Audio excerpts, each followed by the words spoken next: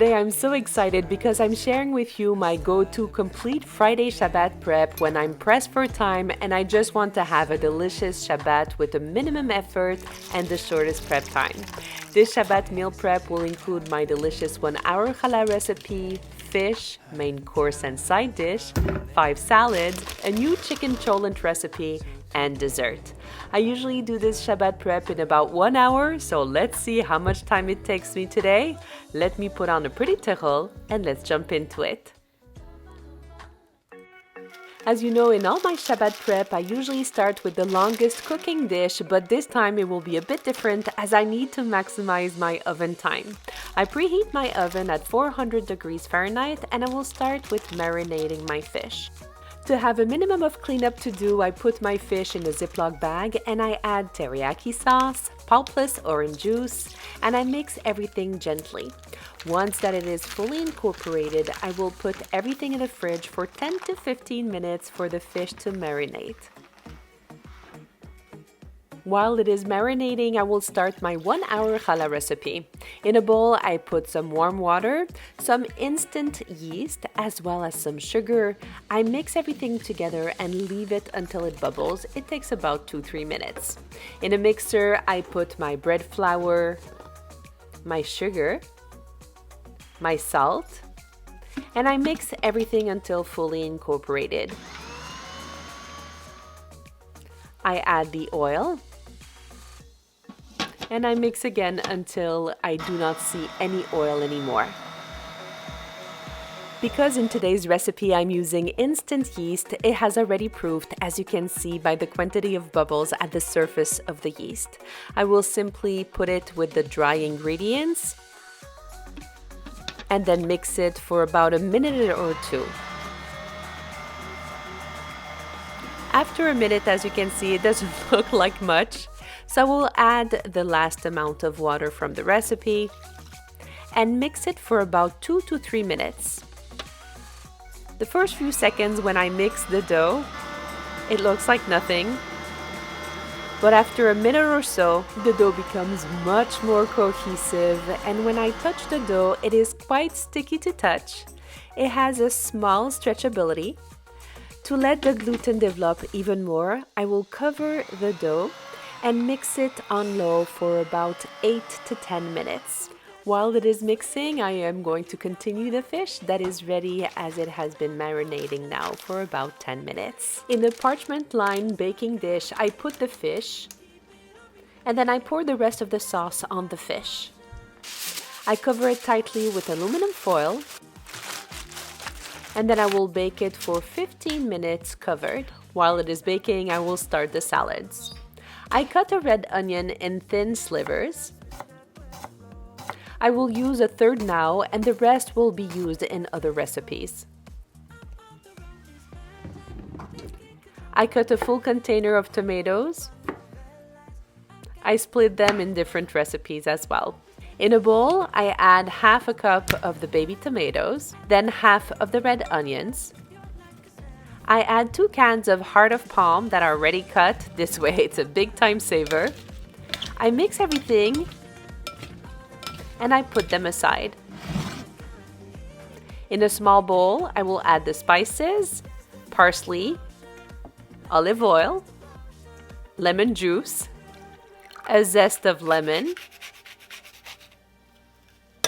some salt, and I mix everything and place the bowl in the middle of the heart of palm salad.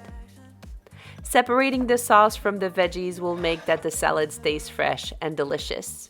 Just before serving the salad on Shabbat, I will add some avocados. By now, the challah is mixed and the gluten has developed. The dough is already so much different. It's still a bit tacky, but so much more stretchable. And because I'm using instant yeast, I will only let it rise covered in the bowl for about 20 to 30 minutes.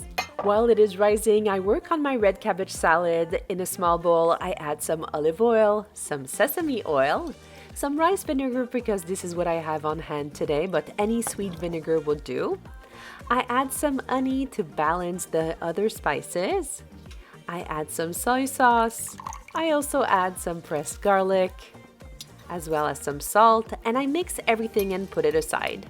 In a bowl, I put 1 bag of pre-checked red cabbage and I add about 1 green onions cut in slices. I add some coriander and I mix everything. I know that I should be using tongs for aesthetic, but I just want to go faster and have less dishes to clean at the end of the Shabbat prep.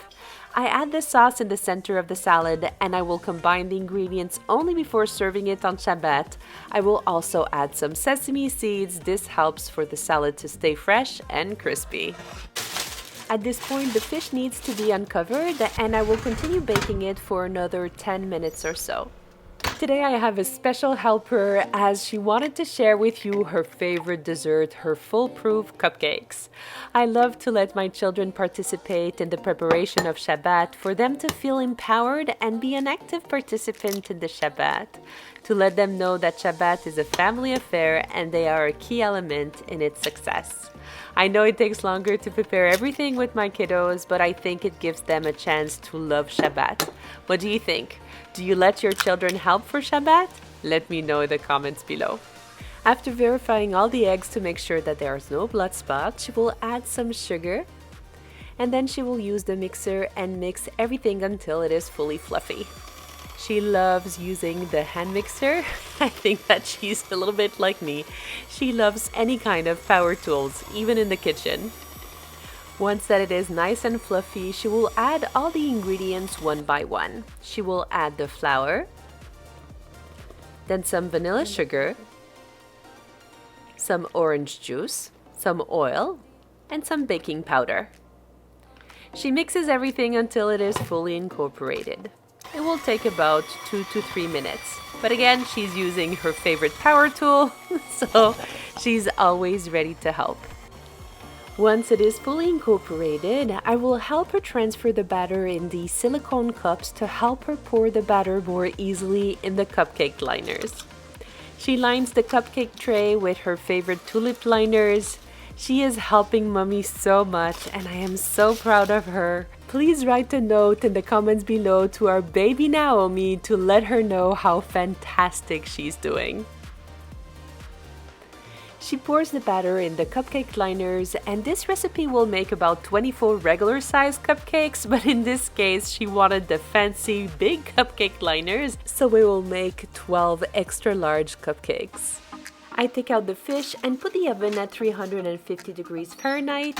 I let Naomi continue pouring the batter in the liners, and while she's doing that, I'm putting the last touch to the fish. I add some sesame seeds and I add some chopped green onions. I put the cupcakes in the oven for 20 minutes. The challah dough is ready and I love how this dough comes out so fluffy and super stretchy because we let the gluten develop fully. I take out the dough from my bowl and as usual I struggle a little bit. And I will form a bowl by pulling the dough towards me a few times. I find that my challah is always fluffier when I do a bowl like this. Because I only need a few challah to complete what I need for Shabbat, as we had leftover challah from last week, I will not take challah or do afrashat challah because I have less than 14 cups of flour, but if I would have needed more, I would have definitely been able to double or triple this recipe. I weigh my dough to know how much each strand should be. Today the dough weighed about 1.2 kilograms, so I will be using about 120 grams per strand. As usual, I will keep my dough and my balls of dough covered for them not to dry. As you saw, I cut the dough, I weigh it, roll it onto itself, and then place it in the bag. I continue the process until I make 10 balls. I take out the first ball of dough that I made, and using a rolling pin, I take out all the air bubbles from the dough. I roll it onto itself to form a cigar. Then I pinch the seam from the top to the bottom, not forgetting both extremities. Then I will roll it a bit more, and then I will put it aside, and I will take another ball of dough. This extra time will allow the gluten to relax and make more beautiful strands.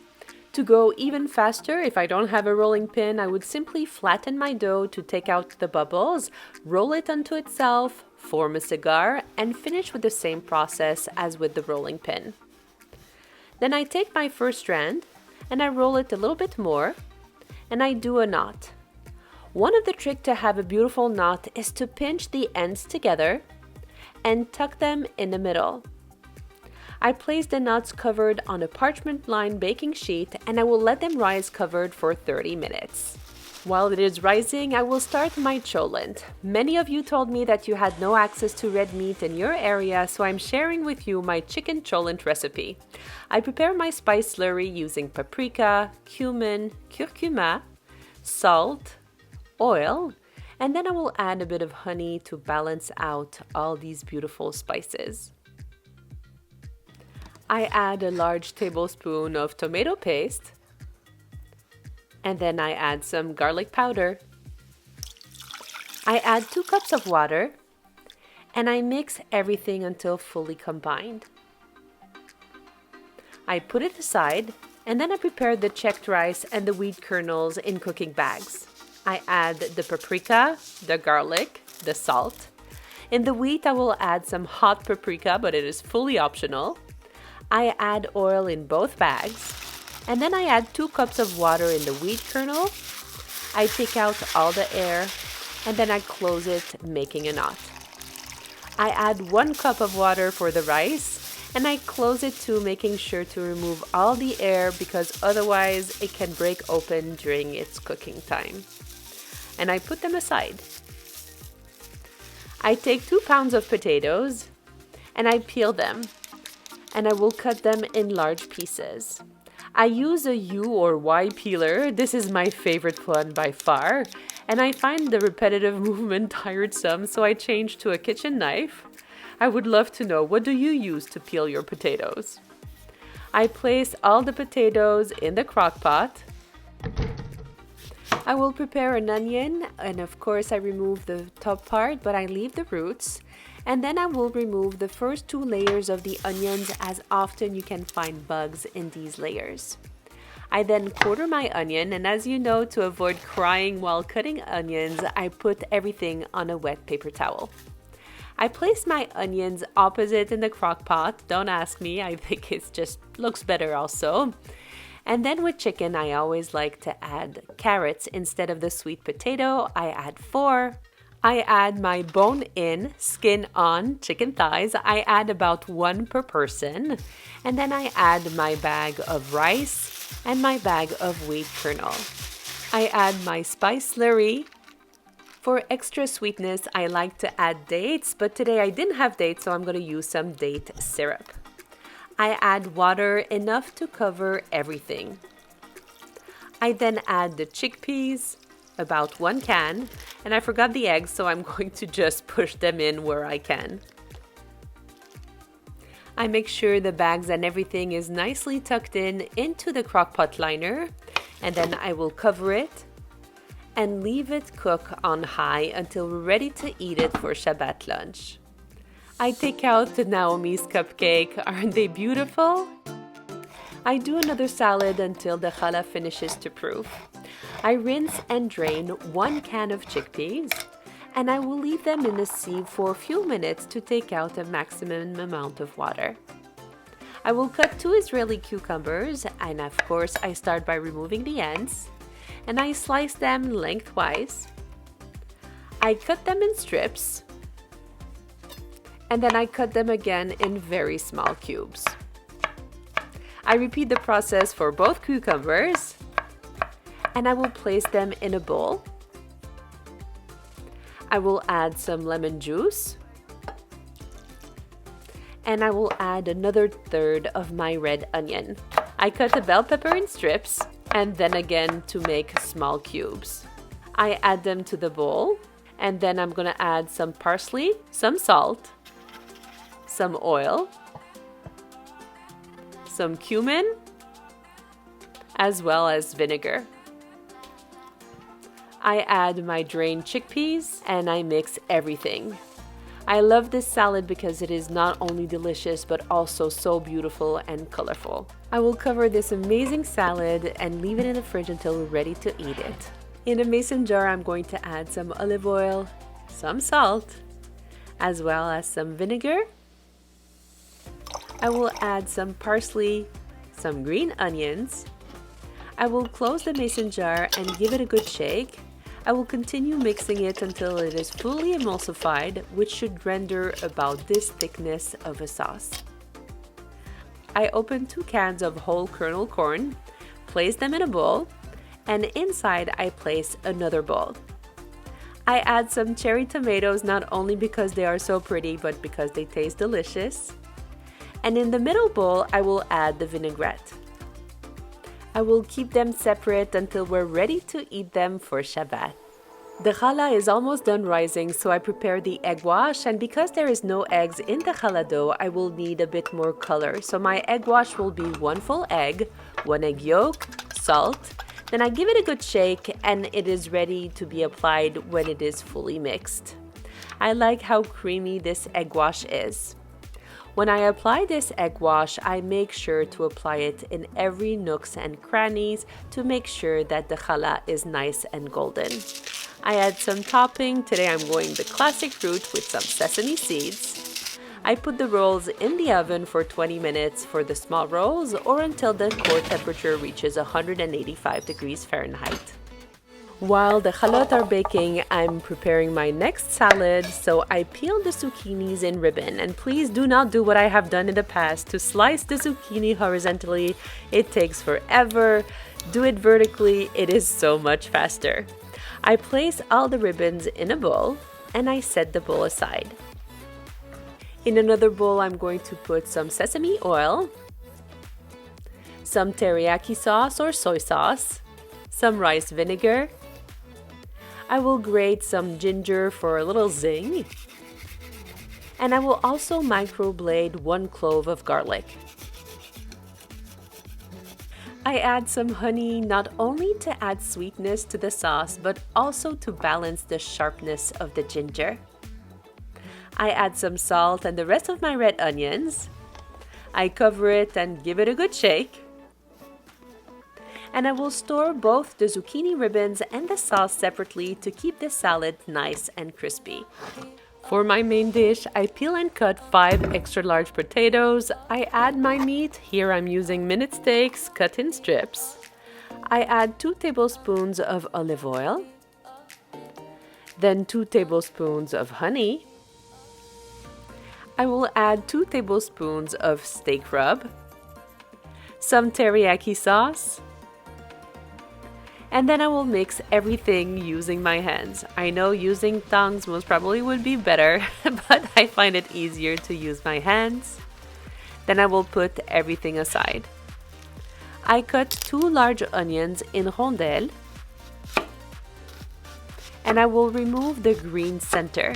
I don't know about you, but I don't find it tastes very good, that green center. How about you? Do you keep it or do you remove it? I would love to know. I line my baking dish with some parchment paper, and then I lay the rondelles d'oignon in the bottom of my pan, creating a security layer for my meat to stay moist. I create another layer of protection for the meat as well as a layer of yumminess by using these quarter potatoes. I put them side by side, making sure that they do not overlap, but I will use this space to place my meat. This way it's an extra layer of protection again for the meat not to dry out. Once that I have placed all my meat, I will put another layer of potatoes, again making sure that the meat stays nice and moist. I will add the rest of the sauce and I will cover it tightly with a double layer of aluminum foil and set it aside.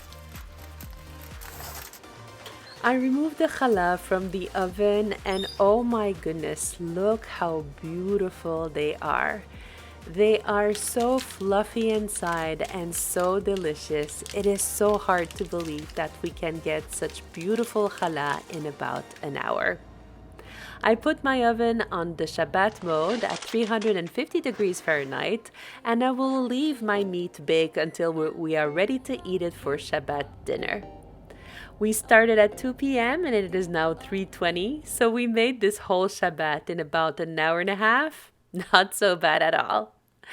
Thank you for being here until the end. It means the world to me. Know that in my book, you are extraordinary. Since you are here until the end, write in the comment, I love Naomi's cupcake. so I know I was not alone, and to encourage Naomi to participate in the Shabbat prep. If nobody told you today, know that you are loved and you are enough just the way you are. Until next time, stay safe, stay blessed, and don't forget to frum it up.